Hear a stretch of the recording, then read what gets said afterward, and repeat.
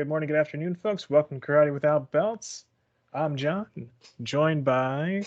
Oh, I'm Are you? Jeremy. Oh, sorry. Ah, we screwed up the intro.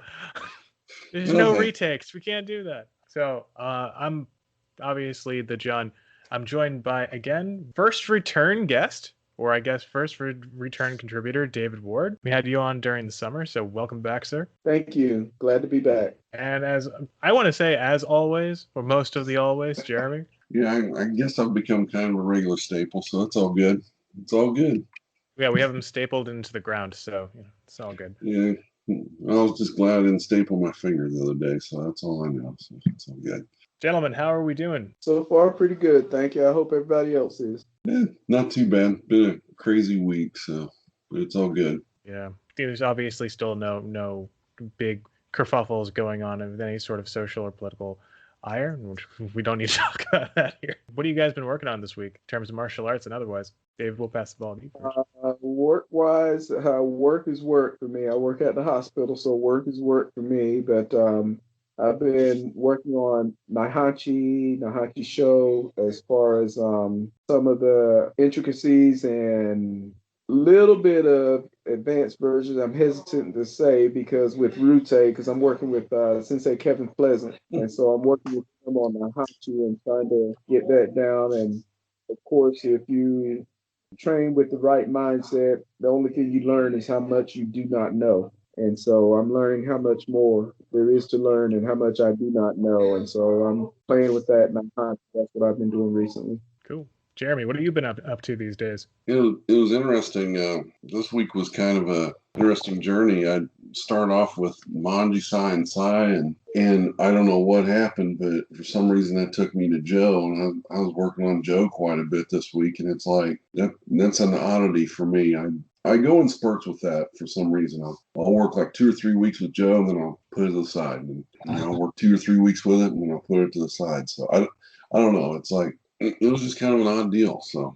Do you find that you come back to the Joe quite often? Sounds like. Some. I mean, it seems like whenever I'm working with smaller weapons, to me it seems like somehow I'll start transitioning into Joe into a little bit mid-range weapon before I either do a long weapon or like, okay, maybe I picked some footwork up with Joe or I picked up something here. And then I'll go back to the smaller weapons. I know it sounds odd, but going from Sai and Joe and Manji Sai and Joe, it's like, how are you relating that? But I don't know, just sometimes they just feed into each other. So. Right. So, and that's just me. That's just how I look at training and stuff. So it's just kind of interesting. Yeah, I've had the journey of the shoes finally figured out because where I live, there's no Bigfoot people-sized shoe stores, so I've just been having my never-ending fight with mail-in orders. And I finally found shoes that fit, so I can actually like go outside and train and like go running and stuff like that. So that's been the extent of training for me this week. One thing I have been looking at is kind of the softer, I would say softer, because it's something we're going to get into today, but kind of the partner drill training and something more than thinking about is just softer partner drill training versus kind of harder, even like Yakutsuku Kumite or even sparring type deals, and how how they progress from one to the other.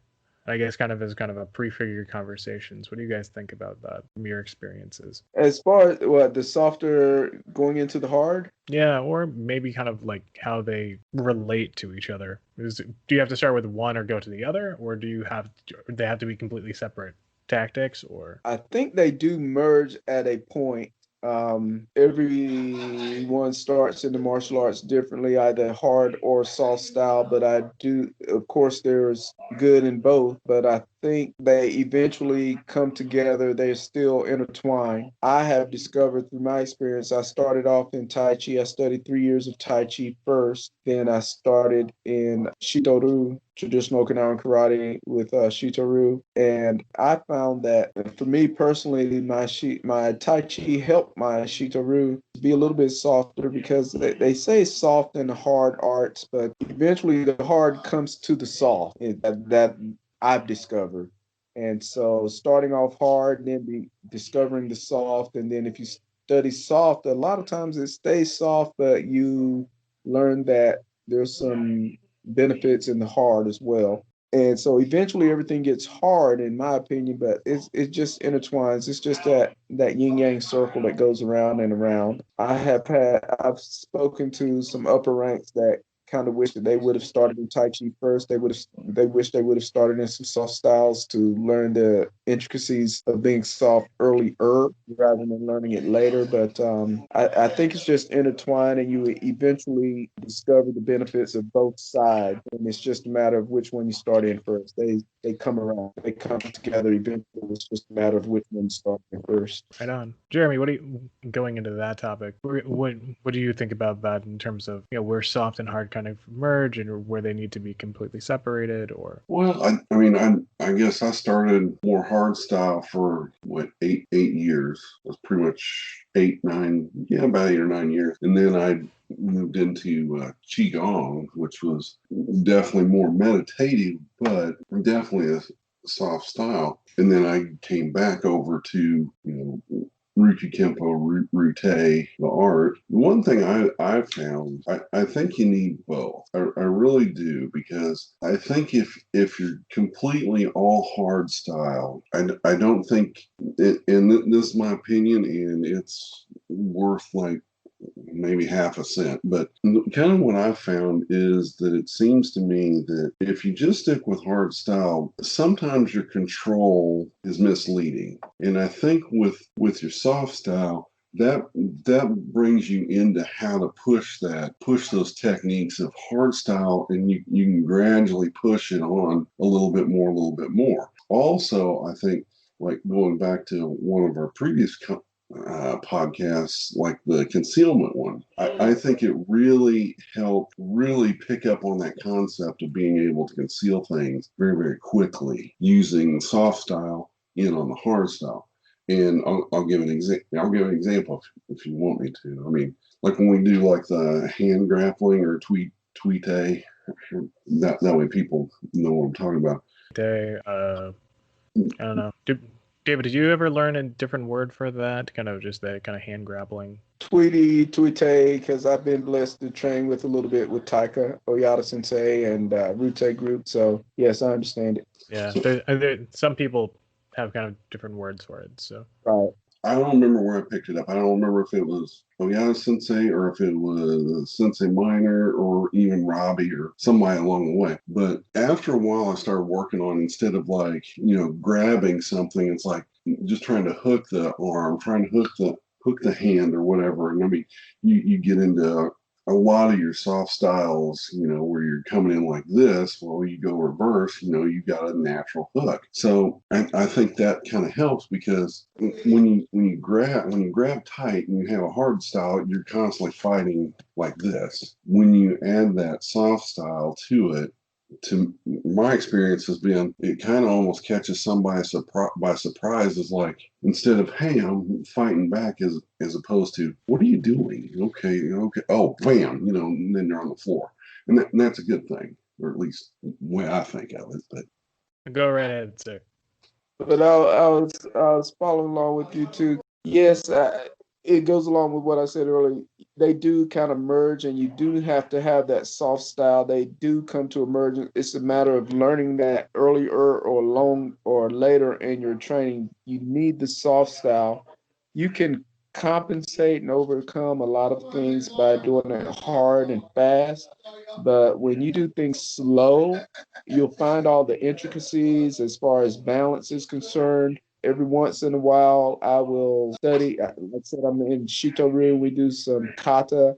Sometimes we'll do kata at Tai Chi speed. When you do kata, traditional Okinawan kata at Tai Chi speed, you will learn where your balance is, where the timing is, where everything needs to come together, at Kumi, where everything really needs to come together. So that's where that soft is important, because if you can do it slow, you can do it fast. If you can do it soft, then you can do it hard. So I feel, in my opinion too, that everyone really needs to discover and have the soft and appreciate the soft training with all martial arts training too, because it just really shows. I can get really crazy on this because I had a flat tire on the interstate one time, and if you're traveling on the interstate, you're 70, 80 miles an hour, and I had a flat tire and had to walk to the next exit. When I walked to the next exit, I could see all the cigarette butts on the daggone highway. You don't see that when you're traveling 70 miles an hour, but you can see all the little intricacies when you do kata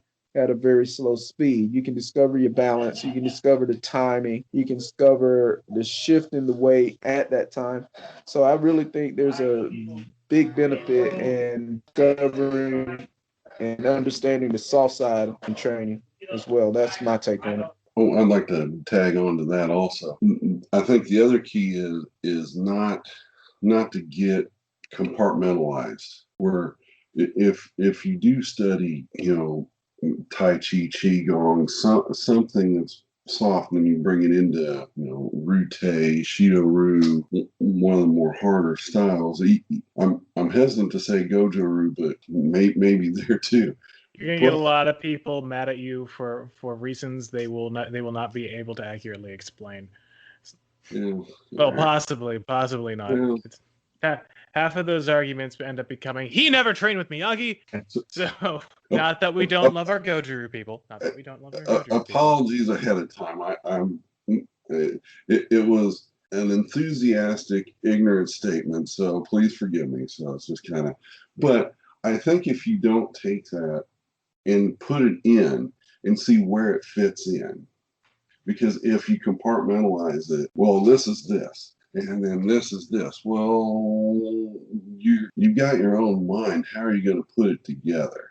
I mean, and I think that's where the real benefit really comes in. So that's just kind of mine. And technically speaking, Goju Ru back in the day, if I'm not mistaken, it was half hard and half soft. Is that not one of the interpretations early on for Goju Ru? Is half hard and half soft?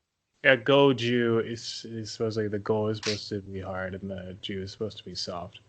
Exactly. So it's half hard and half soft. So there was an appreciation for both in there. It's already inherent in that training style per se. And so it's there. It's inevitable. You will discover if you train hard enough, you will discover that there is a soft side to all the martial arts. And of course, there is a hard side to it either. I mean, I don't know of anybody who's been knocked out with a feather, but you will come to a hard part and a soft part, and you just have to appreciate both and learn to put them together, and that's what it's all about, in my opinion. Absolutely. I think maybe tagging on to that is I guess one thing that comes to my mind is when I was one of the initial places I trained at kind of I don't know if you guys ever heard of the Takyuka katas. They're like really they're like the more basic version of the Pinyons. They're like down block punch, eye pattern to the end. And I remember and then like the next kata you were supposed to learn after was a Goju kata, Seiyuchin. Yes. Also known as the only kata Daniel knows from Karate Kid. It's the only kata he knows. Cobra Kai proved this. Right. Because everything has to tie back to this show for some reason. I learned that like right after I finished learning the 5 versions of this Takyuka kata. And then eventually the owner of the school just ripped out the Takyuka katas. He said, they're useless. You will start at Seiyuchin when you learn kata. And I don't know if you guys have seen Seiyuchin outside, Karate Kid or whatever. But Seiyuchin's like kind of complicated in terms of its stancing. Its hand movements are kind of like esoteric, and it doesn't. Some of it looks a little practical, at least from the kind of the surface level, but it in no way helps you get a kind of basic foundation of what your art should be, what your karate should be. At least if it's not well explained. In this case, it wasn't. So I feel kind of maybe from that point, where we think of kind of the complicated, at least on the seeming on the surface, the complicated forms of Tai Chi, or even kind of the simplicity and hardness of karate. Do you think it comes from an understanding of how it's maybe initially taught, and then how that might translate into kind of carrying those lessons on to other martial arts? In my opinion, forgive me, sir. In my opinion, yes. what you said. I think is how it's initially taught, because one of the fascinations with me is how the art started and has lasted centuries. I mean, there's so much in the art that has just gone on for centuries. So there's something there.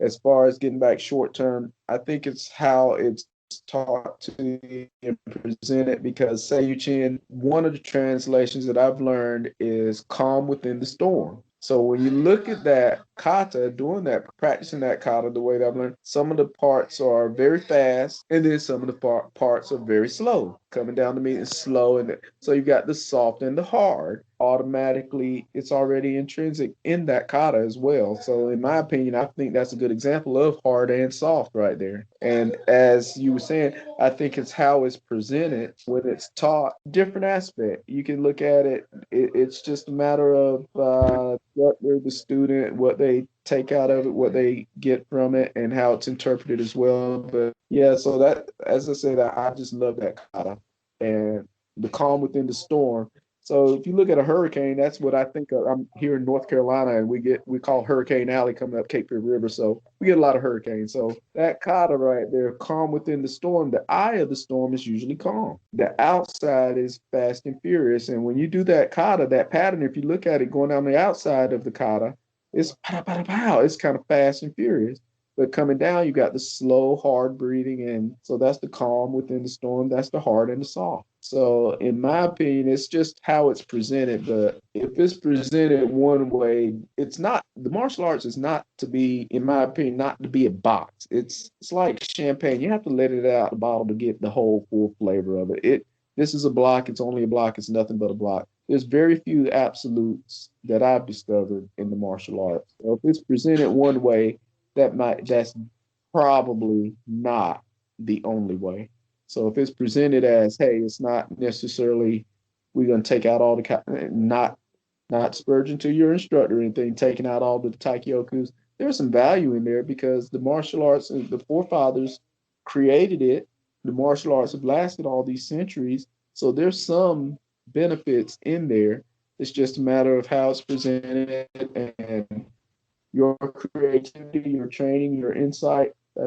That's how you get them, in my opinion. I think the first time I've ever heard somebody ever explain Seiyuchin like that. I have to go back on that kata.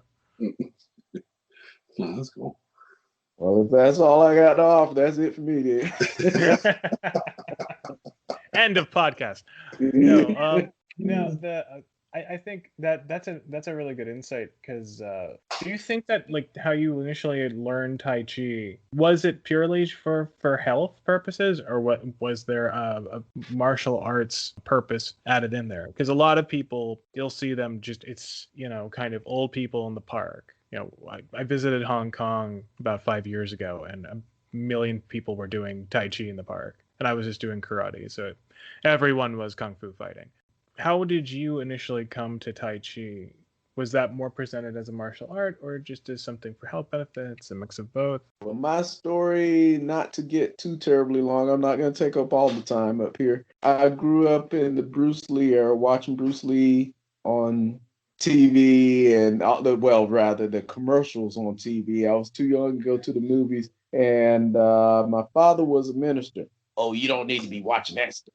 So I couldn't even watch the commercials so all that did was pique my interest. So for many, many years, I was always interested in the martial art, and I learned that you really needed a good instructor. You just couldn't go to any other school. And so that prolonged my learning. And so when I got older and I was working at the hospital, they offered, as you said, they offered Tai Chi as to the seniors as a health prevention and for health benefits of it. And yes, there are a lot of health benefits in there. And as I teach, I tell them, hey, I can't give you the heads without the tails. It is a martial art as well.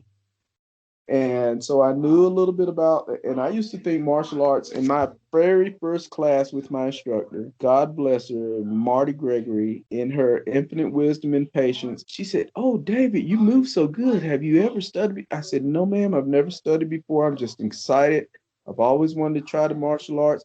And I figured Tai Chi would be something good until I get to some real martial arts." That's what I said to her in her infinite wisdom and patience, she did not knock me out. What she said to me was, well, when you're ready, I've got the man for you. She was so nice to me. She was so, and now I realize how patient and she was in. So I came to it as a martial art, and I knew, even though I was probably the youngest one in the group, there were about a bunch of 60s and 70-year-olds that were in the class. I learned, it is a martial art. A lot of them were there for the health benefits, so I knew it was a martial art. And she introduced me to my karate instructor, Sensei John, and it just went on from there. So that's how I got into it. I knew it was an introduction to me to the martial arts. That's how I got into it. And so I've just been blessed with two great instructors, and through them, I've met other great instructors. So that's how my path started with Tai Chi and into other martial art. Did you guys ever sort of do like the push hands type stuff, or did you guys ever work on that, or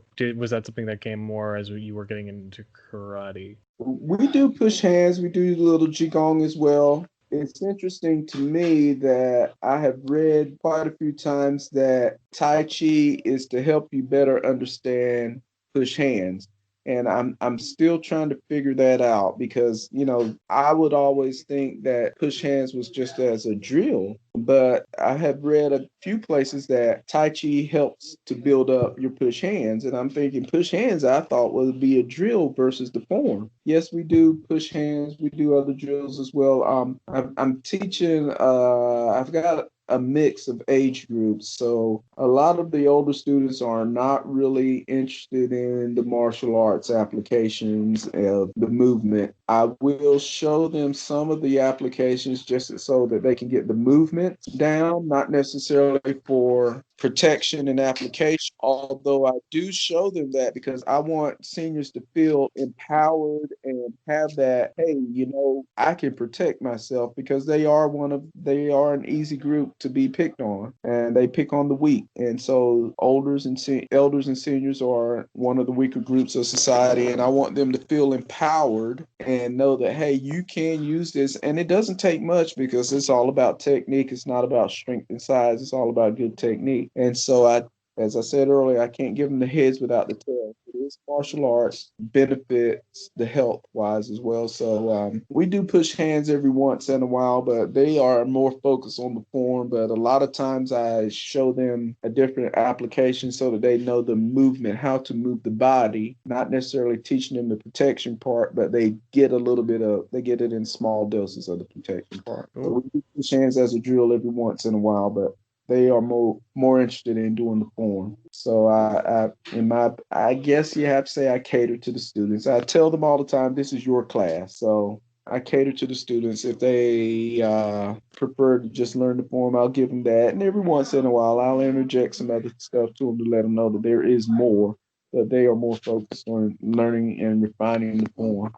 You mentioned something that was kind of interesting. You were talking about how doing the form develops your push hands. From one of the things I got from studying Qigong for a couple of years was it seems like whenever I'm doing any type of push hand or grappling type of movement, I'm able to feel where somebody's strong and someone's weak. I mean, just instantly. Whereas before that training, I might have felt it, but maybe I was just too dumb to figure out what it really was. But after that, it was like, oh, okay, boom, boom, boom. And I think it's definitely helped out technique because, I mean, as you guys know, and most of the listeners, I'd say almost all the listeners know, if something ain't working, you better roll into something pretty doggone quick. Yes, exactly. Improvise, adapt, and overcome. Yeah, yeah, yeah. I watched Heartbreak Ridge the other night, and it was like improvise, overcome. So yeah, I was like, my wife was like, "What are you yelling? Improvise, overcome, and adapt." I was like, all right. So anyway, but I mean that just kind of made sense. It just from doing a lot of that. I mean, we did some sticky hands also from time to time as well, but it seemed like it really joined in whenever you.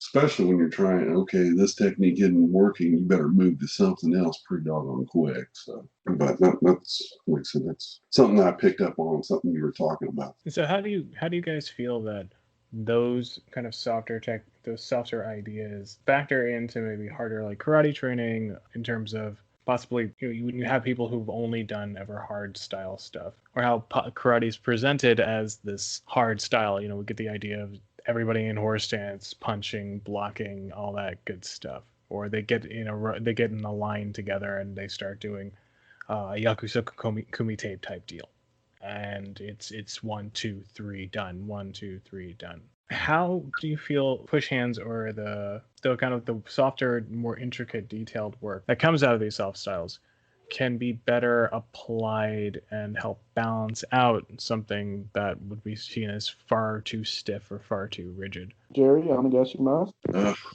Okay, I guess I'm up. But I really think it's just really just adding to your textbook of what your knowledge really is. It's like, yeah, you can do it a certain way all the time, and yeah, it'll work, 90% of the time, but how are you going to adjust on those times that it doesn't? And I think sometimes you pull from that part of your repertoire, or whatever you want to call it. I mean, your knowledge base coming into whatever you're working on. And what I found, and maybe you've had the same experience, I'll work on something and everybody's doing it the same way, boom, boom, boom, boom, boom. And you get to a point where, well, this isn't working. Well, let's try this, boom, boom, boom, and then bam, it'll just work, and you try just something just enough different to where people are like, what was that? They don't have that knowledge in their knowledge base. And I'm not totally sure where I'm completely going with it, but I think that's where it really helps kind of mold things together is like, instead of counting on this, like I'm sure most people out there have been, okay, this is what we're going to do. We're going to do A, we're going to do B, we're going to do C. Or 1, 2, 3. We're not going to venture off of 1, 2, 3.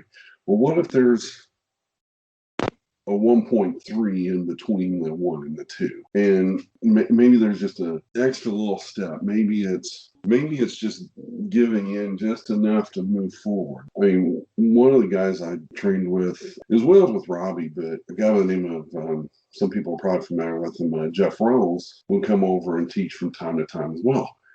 And he showed us kind of developing that soft skill, like, okay, grab. And he would just go completely dead. And it would be like, you just didn't want to grab on anymore.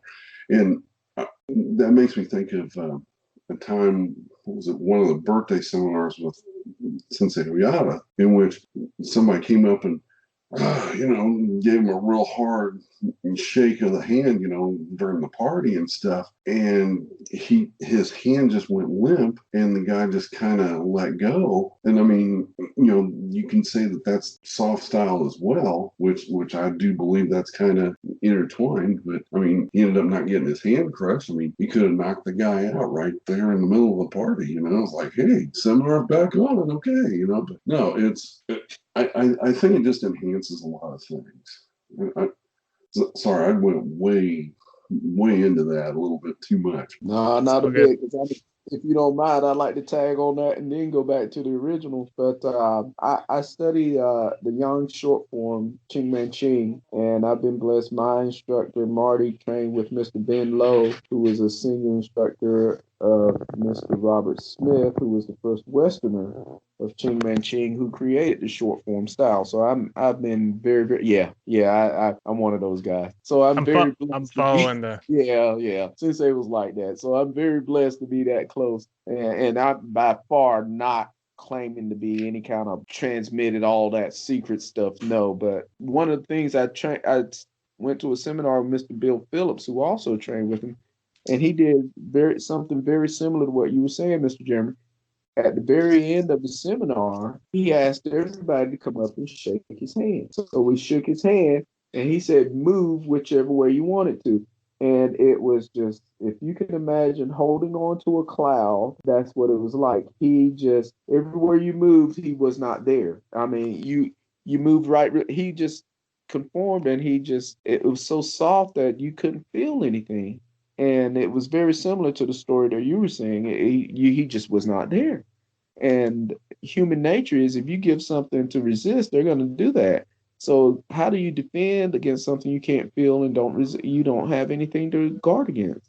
And so he did a very similar story to what you're talking about. Now, as far as introducing it to others who are hard, Taikyokus, Mr. Ebersol, how long did you do the Taikyokus? How long? When I A lot. way back in the day. But I did them probably at the beginning of my training, which was for like 3 years, something like that. Okay. So when the Taikyoku Shodan, the front stance kata is what we call it for the children. Right. It's the front stance kata. It's nothing but front stances. So when the front stance is introduced to a child as a beginner, it's pretty much zigzag. You're in the front stance, you bring the feet together, you go out, and we teach it as a zigzag.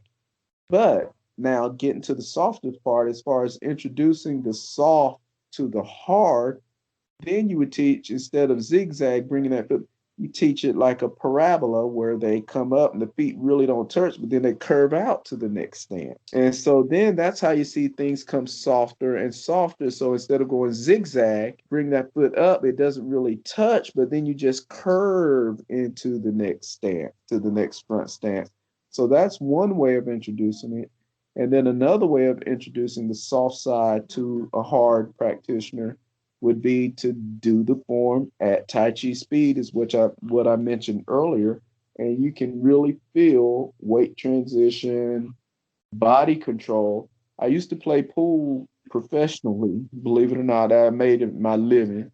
And I would play 10 to 12 hours nonstop. And I mean, I would be standing, I stood up and I played pretty good. So the guys I played were pretty good. And so even when they were shooting, it would be a while before I get to shoot again. I would stand up the whole time. So I got some pretty good thighs over here. When I started Tai Chi, after about 2 weeks, my thighs were sore. And I'm wondering, did I bump into a coffee table or anything? What in the world happened? But what it was those stabilizing muscles. When you're moving slow, you use more. It's like free weights versus the Nautilus and the machine. The free weights, you have to balance yourself when you're doing a bench press. You have to have balance. But those stabilizing muscles is what was going on with Tai Chi. So you pull out the little intricacies. It's like horseback riding. If you haven't been horseback riding in a while, you're going to move some muscles you hadn't moved in a while. And so it gets down to some little small details that you don't necessarily practice all the time when you do a hard style. I think that goes a little into what I had heard from someone else who's been on our program, Jimmy Teller. This is the kind of a difference between art and system to a degree, where it's like that micro stuff, that like really small fiber muscles and stuff like that. That's kind of art in a degree, right? You have to develop that your own. You need to figure out your own tenor for it. I mean, it can be taught to you, but I mean, in order to kind of put that together in your repertoire, as it were, that is a lot of ways up to you, as opposed to system where it's just A, B, C, D, right? These are what's on the curriculum page. But it doesn't do anything to tell you what you need to develop or how you're developing it, or even go into this is hard, this is soft, right? Or this is how you're supposed to breathe or not. There's no real manual for it. So I think there's a lot to be said for just introducing all those soft concepts to the hard. And I think where you're going to get if I can play devil's advocate to this for a minute, you're going to get people saying, well, none of that stuff, all that stuff's going to be thrown out the window when it comes to A, practical self-defense, and or B, sparring, or like free sparring or something like that. And I like to see what you guys had to think about if there's any sort of like response to someone just saying, well, that wouldn't, or even go as far as to say, well, the MMA guys say that wouldn't work, that won't work in BJJ or anything like that. And I think there's a well, from what you guys said, there's a lot kind of to push back on that, as it were. I think I'm going to chime in on this one. To quote Robin Williams in the Dead Poet Society, that's excrement. The reason why I say that is I think it takes some of those skills to be a complete fighter, whether you're sparring, things like that. Because if you got the same skills here and you got the same skills here, you match them up, it's basically, flip a coin, okay, this person wins. But whoever's got like just that little edge, a little bit this, a little bit that. Maybe you use those soft skills to draw that person off balance, just enough to put whatever technique you're going to put on them, or you use those. Like one of the things we used to do, I don't know. I mean, it's been a while since I've bogeyed, but one of the things we always did is, I mean, we were forearm to forearm. Now, one of the things we would do is we would kind of almost go dead arm, and then for some reason, if they thought we were going dead arm, they drop their guard and boom, you just follow in, you push in, and you just go straight out. So now, is it textbook? Well, this. I think that's where people get it wrong. That's where the wrong mentality around it is. But it's those soft skills that really enhance getting into technique, getting into where you're going, how you draw them off guard, things like that. So that's one of the things I've used over, when I've always either competed or done Bogu Kumite, or even some of the grappling stuff that I did a long time ago as well. I mean, I'd try to fake like I was, okay, I'm dead weight. And then they try to push, and guess what? You roll them and you go. So, yeah, it's just the Wu Wei Yim out. Well, see, two things. First of all, like you said earlier, we tapped on this earlier. You plan out, when you study the martial art, it's human nature. You deal with human nature. And as you said earlier, Mr. Jeremy, if you got hard versus hard, everybody expects that, and that's what's coming on you. It's a coin toss. Going to the second part, it's another tool in the box. You just got different tools going to the hard and going to the soft. But if you got nothing but hard versus hard with everything, I mean, you can't. Every solution is not going to be solved with a hammer. I mean, there's adages about that. So going soft, and God forbid if anybody has to use their skills, if you're out on the street, somebody comes at you hard, they expect some sort of a hard resistance. They have an expected response. But if you go soft on them, they don't know how to react with that. And that little Timmy, that little gap right there may be your opportunity to survive right there. And so there is substance to being soft, and when the people that say you don't need the soft stuff, well, first of all, it's just another tool in the box, just in case. There is no guarantee. And second of all, in my opinion, yeah, you do need that soft stuff. So that's the way I feel about it. Yeah, I mean, the other thing though that comes to mind is I've told this story a handful of times on here. It's the time when I was in the convenience store when the guy was getting ready to pull the gun out right in front of me. I mean, yeah, I could have went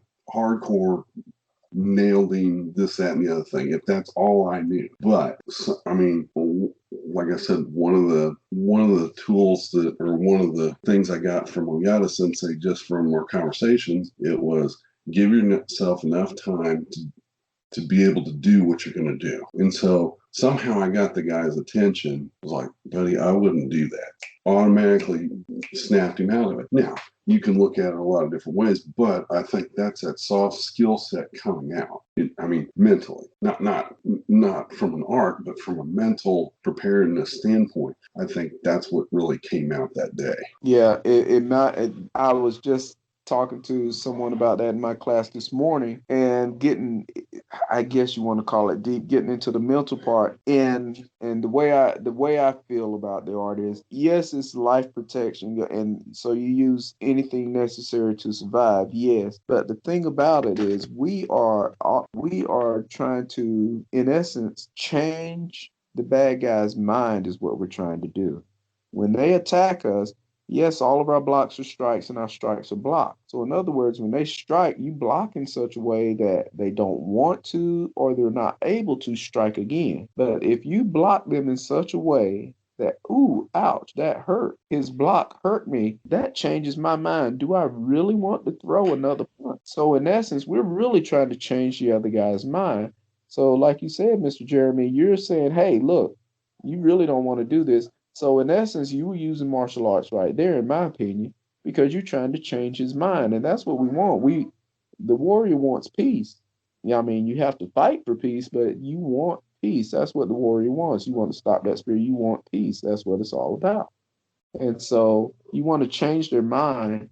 And so being soft sometimes really changes your mind. It's hard to, the old saying, the beatings will continue until morale changes. It doesn't always work. You want to change their mind, is what happens. And so being soft sometimes helps to change your mind versus cutting hard at them all the time. Yeah, absolutely. So, yeah. 100% behind that. I think that there's a lot of people, and we see this happen where there's the Tai Chi master or whatever, and this has happened a couple of times this year, comes out and says, I will take on all challengers. And then an MMA guy will be like, all right, let's go. And then the inevitable happens where this guy gets knocked down really hard by this huge guy, and then that's the big finger point from a lot of those guys and saying, see, it's useless, you can't do anything with it. And I think you guys kind of hit it on the head, where it's like, no, that was inappropriate. That was completely inappropriate to what was being taught, what the person was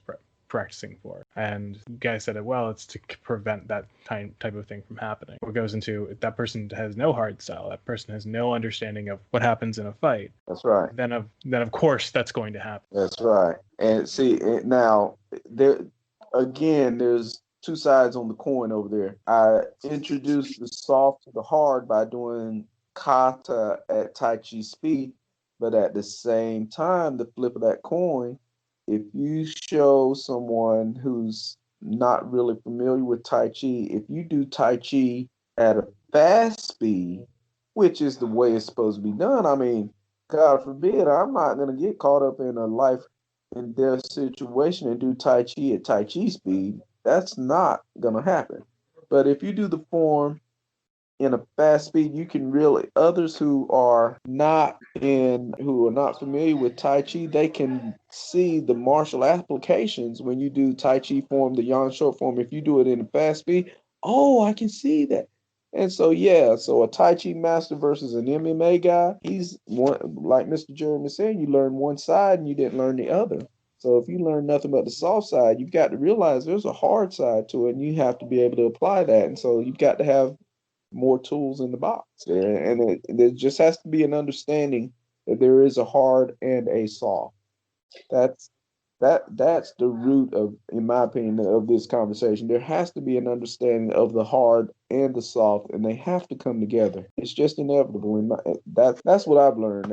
They just have to come together at some time. People will have to discover that. And starting in a hard style or starting in a soft style, you eventually learn that. And so going back to what I said earlier, you just eventually learn they do come together, and they just have to come together at some point. They just merge, and you discover that either later in your training or whenever, but you will discover if you train hard enough, long enough, that they both come together. I'll tag on that. I think it's also up to the individual that wants to find that as well. That's the only thing I'd tag on that, because I've met certain people that, oh no, this is all I want to do. This is all I want to do. This is all I want to do. And okay, well, what is it that you're wanting to do with this? It's like, I mean, are you thinking of a false narrative of what you can and can't do? Things like that. So it's like, what is it that you're wanting to do? So, but I mean, that's the only thing I was going to tag on to that, whether it's hard or soft. I think people have got to want to see that other side, or they want to commit themselves to seeing that other side too. Yeah, a decent way of, I think, of putting that is that it's not a 2-lane highway, one going one way, one going the other. It's 2 lanes on the same road, Mm-hmm. that were 2 parts of the same coin. Anything we kind of want to add on to kind of cap this off? No, that's about right. That's what I feel. Cool. I think we're pretty good. So yeah, absolutely. Yes, we've hard and soft this topic to a flat curve. Awesome. So, gentlemen, what are we working on this week? I'm gonna stay on this Naihachi. Oh my gosh, it's killing me. It's about to break me. I'm blowing brain gaskets. But yeah, just learning more intricacies on the Naihachi. My students, I'm introducing a couple of them to Kobudo. My younger students, so I'm getting some review on my Kobudo as well. But that's what I'm in my short term, that's what I'm working on now. I think as far as me, after last week, I have no idea what I'm going to be doing. I started on one thing and went the other way.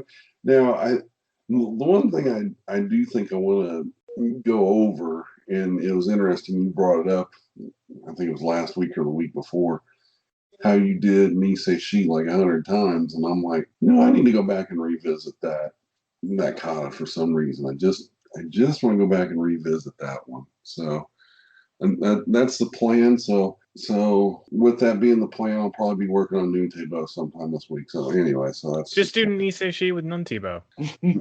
I can at least do part of it that way. I don't know about some of it. You could probably get away with it. I think like you have kind of the movement of the just remove the Nuntibo in kind of different ways, and part of it I probably can. Part of it I'm like, yeah, that just ain't gonna work. maybe not.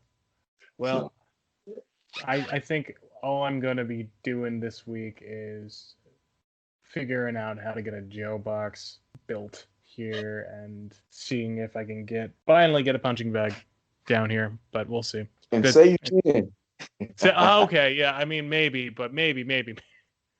The problem is I kind of have two. This is a problem I have, and David, and Jeremy, I know you've kind of run into this yourself, but David, I'd like to know because you do Shito-ryu, and Shito-ryu is like the style of 1,000 katas or something. Yes, exactly. Rute, they pick on us about that. Y'all got 50 minutes.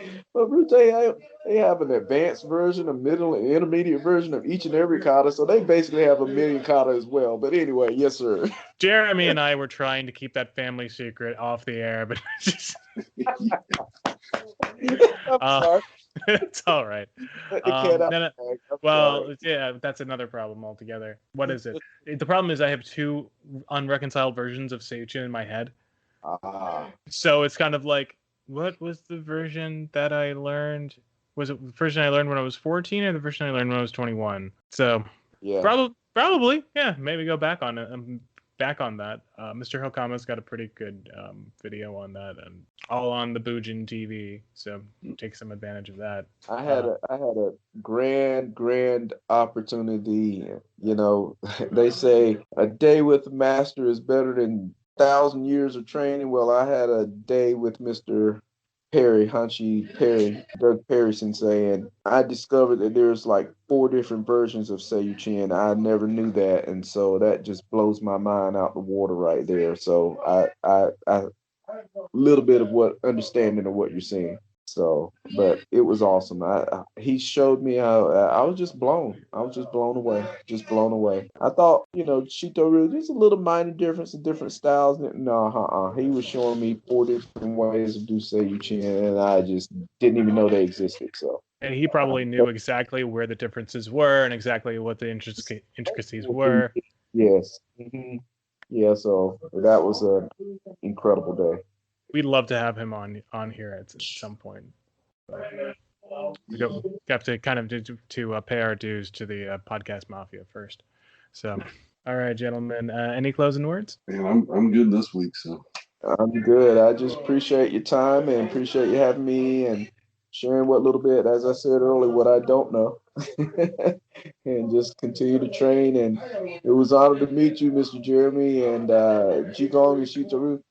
As I said, I traveled down to train with a little bit with Mr. Kevin Pleasant, and it's just blowing my mind. When I train with Rute, I learn more about my Tai Chi than I actually do about my hard style of the martial arts, and I'm sure that comes from Taiko Yada Sensei's background, but it still just blows my mind. I'm going down there to learn, the hard stuff per se, but I see more and discover more about my Tai Chi when I train with the Rute, which is pretty much the softer style.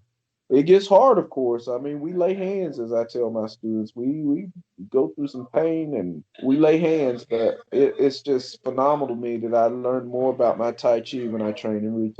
It's just awesome to me. I love it. Absolutely. Yeah, I'll quote one of the guys I used to train with. It's like, this is the first thing we've ever done that the more you do it, the more complex it gets. So. Yeah, exactly. It's a rabbit hole. Yeah. I think that's a good way to kind of wrap up on like soft style. It's not necessarily soft in terms of it's like I don't know, striking ability or whatever, but it's more that it's more detailed, it's more examination of that, and that if you speed it up, like you were saying, David, it becomes what other hard styles look like, just what just completely gets missed. Right. All right, gentlemen. David, thank you so much for coming on with us. Jeremy, thank you as always. David, you're welcome on here anytime. So Well, hope to get you back. I don't have much to offer, but I do appreciate being here. Well, sirs, have a good night, and everybody else, don't forget to keep training. Exactly.